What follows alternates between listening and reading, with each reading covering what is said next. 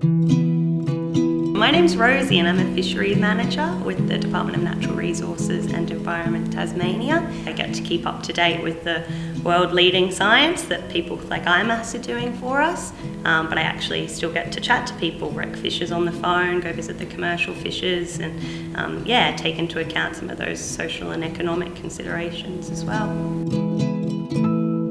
I really value being able to learn from them, and they've got such a unique understanding of the ocean and the weather conditions and how that will change their fishing and the fish behaviour. And so for someone who doesn't spend that much time on the water myself, I'm mostly behind a desk, they are my number one source of information. A lot of these people are salt of the earth people, they might spend quite a lot of time at sea, so I enjoy being the translator sometimes for the big scientific reports and trying to be able to break some of those concepts down to them and explain why a tough decision might have to be made that is going to impact either their livelihoods or for wreck fishers, their life's joy, the thing they're really passionate about.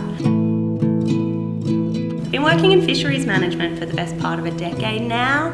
I kind of fell into it. I remember I did a job interview and the lady called me a few days later and said, "You've got the least experience on the water, but we think you can talk to fishermen. You've got the job." And I guess that's kind of been my story ever since. It's, a real joy to be able to learn from different parts of industry and the research side of things and hopefully turn some of that science into action.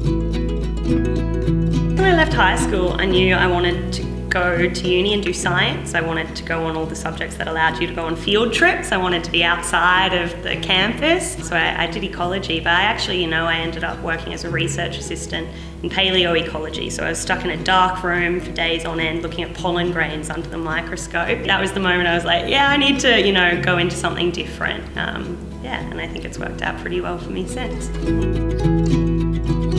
A lot of the time, especially maybe earlier on in my career, I'd be at working group meetings and I was, in my early 20s and a woman, and I definitely knew the least in the room, and I think there is an element of having to prove yourself sometimes with your stakeholders on both sides of the fence.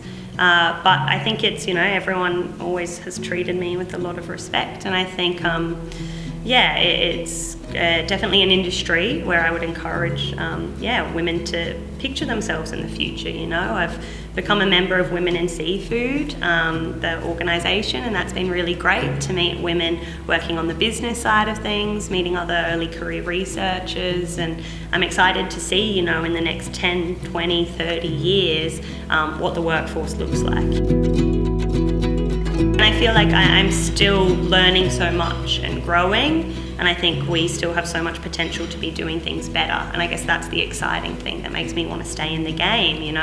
I'd like to make sure that in a decade or two I can still purchase a locally caught fish at my local supermarket or go out and catch one myself.